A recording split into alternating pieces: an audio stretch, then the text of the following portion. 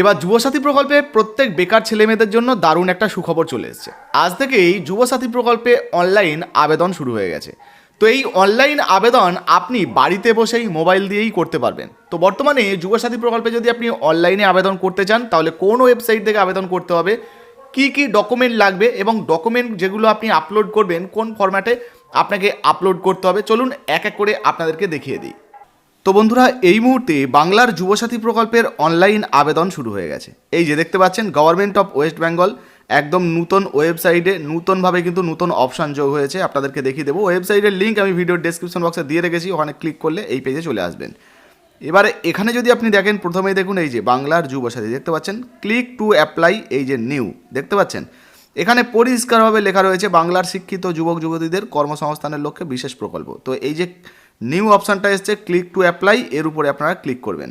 এখানে যখনই ক্লিক করবেন সাথে সাথে কিন্তু আপনাদের সামনে এইরকম নতুন পেজ খুলে যাবে। এবারে আপনারা একটু নিচের দিকে চলে আসুন। এই যে দেখুন কি লেখা রয়েছে, বাংলার যুবসাথী। এবার বাংলার যুবসাথী প্রকল্পে আবেদন করার জন্য অনলাইনে আপনাদের কি কি ডকুমেন্ট রেডি করতে হবে সেটা প্রথমে দেখে নিন। দেখুন বলা হয়েছে মাধ্যমিক or equivalent admit card PDF only, অর্থাৎ মাধ্যমিকের যে অ্যাডমিট কার্ড বা সমতুল্য পরীক্ষার যে অ্যাডমিট কার্ডটা তার পিডিএফ কপি আপনারা রেডি করবেন। ঠিক আছে, এটাকে আপলোড করতে হবে। আর ম্যাক্সিমাম যে ফাইলের সাইজ হবে সেটা কিন্তু 2 MB, তার থেকে বেশি হলে হবে না, তার নিচে হলে চলবে। ঠিক আছে, সেই অনুযায়ী করে রাখবেন। মাধ্যমিক অর ইকুইভ্যালেন্ট মার্কশিট বা সার্টিফিকেট এডুকেশনাল কোয়ালিফিকেশান, অর্থাৎ মার্কশিট বা যে পাস সার্টিফিকেটটা সেই সার্টিফিকেটটা পিডিএফ সাইজে আপনারা করে রাখবেন, মানে পিডিএফ ফরম্যাটে করে রাখবেন। এটাও ম্যাক্সিমাম 2 MBর মধ্যে আপনাকে করতে হবে। এরপর নিচের দিকে চলে আসুন, দেখুন বলা আছে কপি অফ আধার কার্ড, আধার কার্ডের পিডিএফ আপলোড করতে হবে আপনাকে, এটাও কিন্তু 2 MBর মধ্যে পিডিএফ করে রাখবেন। কপি অফ ভোটার কার্ড, তো এই যে ভোটার কার্ডটাকেও পিডিএফের মধ্যে করতে হবে, 2 MBর মধ্যে কিন্তু আপনাকে করে রাখতে হবে। এগুলো সব আগে থেকে রেডি করবেন আবেদন করার আগে। যখন আবেদন করবেন ডকুমেন্ট আপডেটের জায়গা আসবে তখন কিন্তু ঝটপট সুবিধা হবে আপনাদেরকে আপলোড করতে। এবার দেখুন বলা হচ্ছে ফার্স্ট পেজ অফ পাসবুক, অর্থাৎ আপনার ব্যাংকের যে পাসবুক সেই ব্যাংকের পাসবুকের যে প্রথম পৃষ্ঠাটা যেখানে অ্যাকাউন্ট নাম্বার আইএফএসসি কোড লেখা রয়েছে সেইটারও কিন্তু পিডিএফ কপি লাগবে। তো সেটাও আপনি 2 MBর মধ্যে করে রাখবেন। এটা অনলাইনেই কিন্তু কনভার্ট করা যায়, আপনারা করে রেখে দেবেন।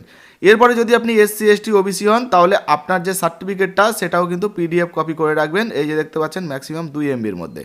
রিসেন্ট পাসপোর্ট সাইজের ছবি আপনার একটা লাগবে, যেটা আপনাকে জেপিজি বা পিএনজি ফরম্যাটের মধ্যেই করতে হবে, জেপিজি অথবা পিএনজি। আর এর ম্যাক্সিমাম যে ফাইল সাইজ সেটা কিন্তু 1 MBর মধ্যে হতে হবে।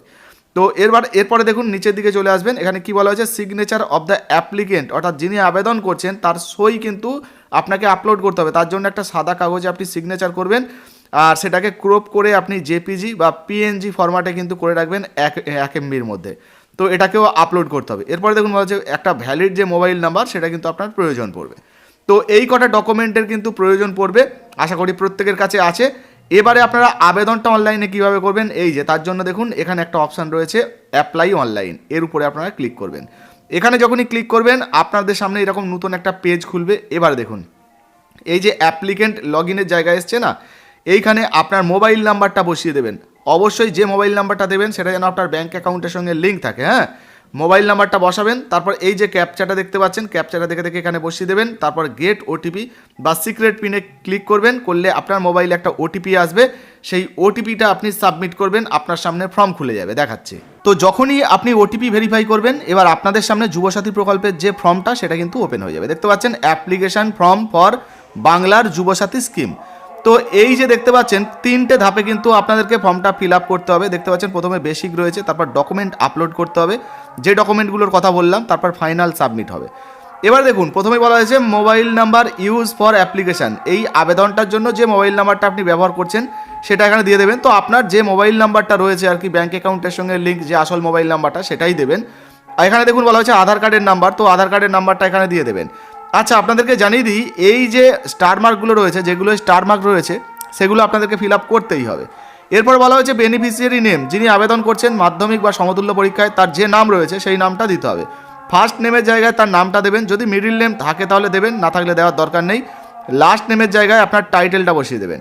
এরপর দেখুন বলা হয়েছে mobile number link with bank account, যে মোবাইল নাম্বারটা ব্যাঙ্ক অ্যাকাউন্টের সঙ্গে লিঙ্ক রয়েছে সেই মোবাইল নাম্বারটা এখানে বসাবেন। ইমেল অ্যাড্রেস যদি দিতে চান দেবেন, না দেওয়ার দরকার হলে কোনো প্রয়োজন নেই, অর্থাৎ না থাকলে কোনো প্রয়োজন নেই।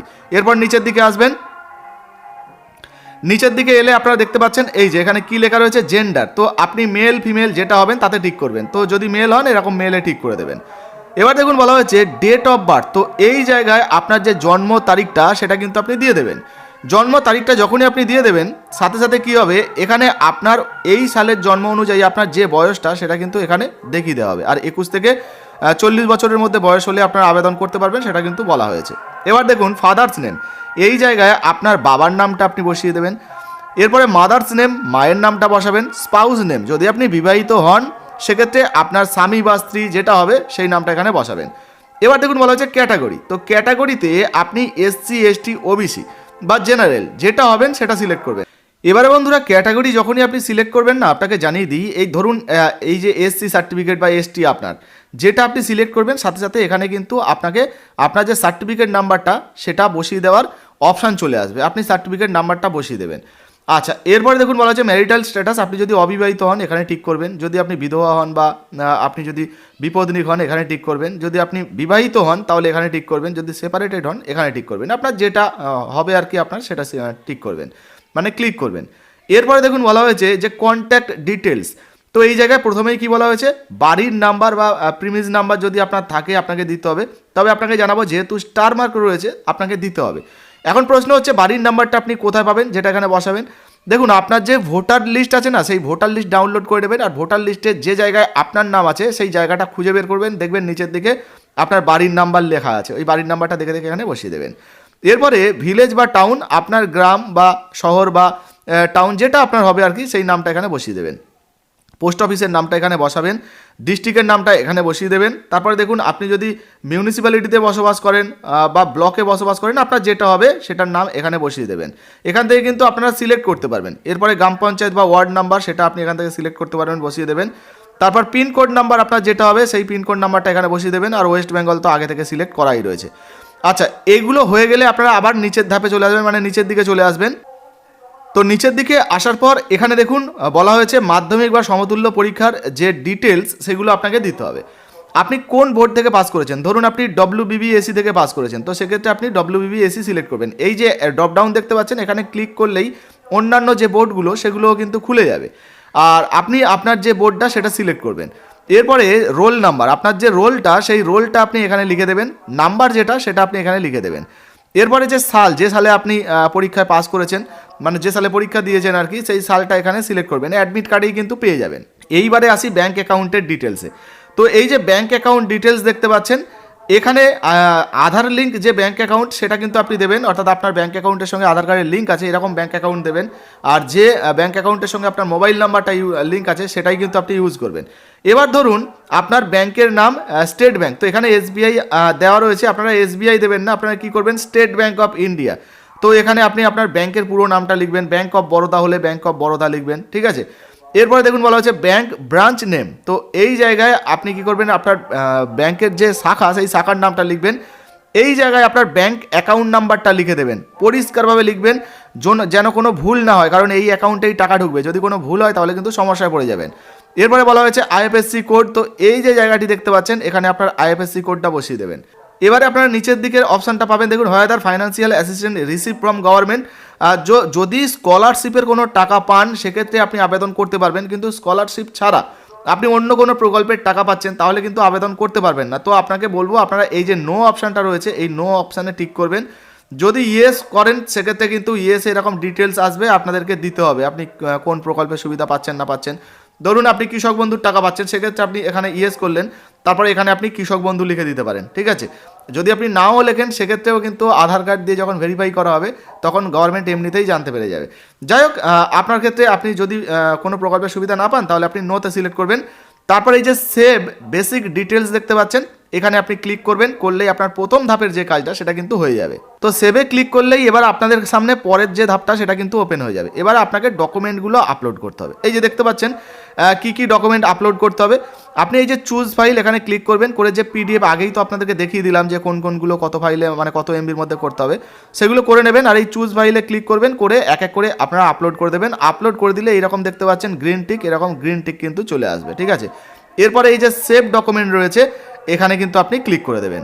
তো তো বন্ধুরা সেভ ডকুমেন্টে ক্লিক করার সাথে সাথে এই জায়গায় দেখতে পাচ্ছেন এখানে একটা কিন্তু আপনি ডিক্লারেশনের বক্স পাবেন, এই চেক বক্স, এখানে আপনি টিক করবেন। তারপরে এই যে দেখতে পাচ্ছেন ফাইনাল সাবমিট, এই ফাইনাল সাবমিটে আপনি ক্লিক করবেন। মনে রাখবেন যখন আপনি ফর্ম ফিল আপ করবেন পুরোটা কিন্তু সাবধানে করবেন, কোথাও যেন কোনো রকম কোনো ভুল না হয়, কারণ এখানে কিন্তু এডিট করার কোনো অপশান আপনারা পাবেন না। সেই জন্য সাবধানে করবেন, একবারই করবেন যেন ভুল না হয়, ঠিক আছে। আর লাস্ট যখন আপনি এই ফাইনাল সাবমিটে ক্লিক করবেন সাথে সাথে কিন্তু আপনার সামনে যে অ্যাপ্লিকেশন নাম্বারটা সেটা কিন্তু চলে আসবে, অর্থাৎ আপনার যে রেফারেন্স নাম্বারটা সেটা চলে আসবে। তো এই যে দেখতে পাচ্ছেন যখনই আপনি ফাইনাল সাবমিটে ক্লিক করবেন সাথে সাথে কিন্তু আপনাদের সামনে application form has been submitted successfully দেখাবে, ইওর অ্যাপ্লিকেশন আইডি ইজ, এখানে আইডি নাম্বার দেখাবে। আপনি চাইলে এই যে অ্যাপ্লিকেশন ফর্মটা এটাও কিন্তু ডাউনলোড করে নিতে পারেন, ঠিক আছে, এখান থেকে ক্লিক করে ডাউনলোড করতে পারেন। তো দেখতেই পেলেন বন্ধুরা, এইভাবে আপনিও কিন্তু যুবসাথী প্রকল্পে অনলাইনে আবেদন করতে পারবেন এবং অনলাইনে আবেদন করার পর আপনাকে একটা অ্যাপ্লিকেশন আইডি নাম্বার দেওয়া হবে, সেটা আপনি সঙ্গে রাখবেন, পরবর্তী সময় কিন্তু ওইটা আপনার কাজে আসবে, ঠিক আছে। আপনি যে স্ট্যাটাসগুলো আপনার এই মুহূর্তে কী রয়েছে পরিস্থিতি সেগুলো কিন্তু চেক করতে পারবেন। তো যুবসাথী প্রকল্পে অনলাইন আবেদন আপনার কেমন লেগেছে অবশ্যই লিখে জানাবেন, ভিডিও ভালো লাগলে লাইক দিয়ে শেয়ার করে দেবেন, আর ফেসবুক থেকে দেখলে পেজটা ফলো করতে ভুলবেন না। ধন্যবাদ।